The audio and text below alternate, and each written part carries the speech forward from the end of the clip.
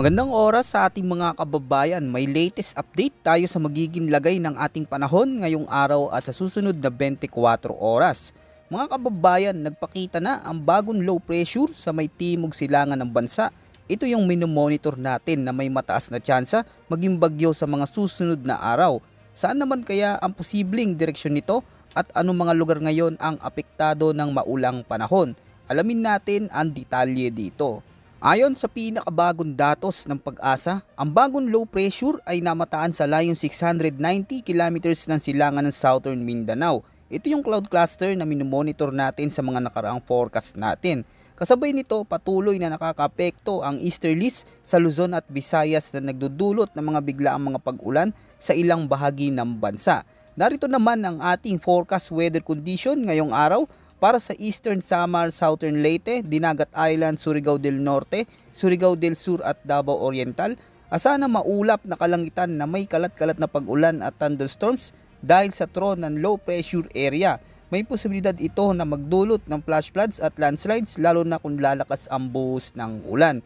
Sa Metro Manila, natitirang bahagi ng Luzon at Visayas magiging bagyang maulap hanggang maulap ang kalangitan na may mga pulupulong pag-ulan o thunderstorms dulot ng easterlies. Maging alerto mga kabayan dahil may banta ito ng posibleng pagbaha o pagguho ng lupa kung magiging malalakas ang mga thunderstorms. At sa nalalabing bahagi ng Mindanao, asahan ng bagyang maulap hanggang maulap na kalangitan na may pulupulong pag-ulan o thunderstorms dala ng umiiral na localized thunderstorms. May banta rin ito ng flash floods at landslides kapag lumakas ang buhos ng ulan. Narito naman ang latest update sa Tropical Cyclone Threat Potential Forecast na inilabas ng Pag-asa. Para sa week 1, sa kasalukuyan, dalawang tropical cyclone like vortex o TCLV ang minomonitor sa loob ng Philippine Area of Responsibility at karatig na domain. Ang TCLV-1 posibleng mabuo sa silangang bahagi ng PAR at kikilos patungong Visayas, Mindanao at Southern Luzon.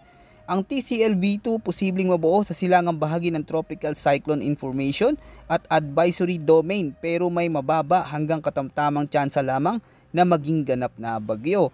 Para sa week 2, ang TCLV-1 inaasang lalabas ng PAR patungong Vietnam. Ang TCLV-2 naman ay kikilos pailagan silangan sa loob ng PAR at TICAD. Nananatiling katamtaman ang posibilidad ng mga sistemang ito na maging ganap na bagyo, ngunit nakataas pa rin ang tropical cyclone threat potential para sa buong forecast period.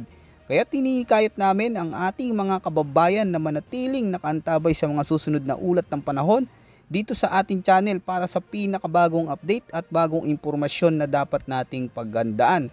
Dahil maaaring magbago ang forecast na ito anumang oras. Yan muna ang ating pinaka-latest weather update at ulat panahon.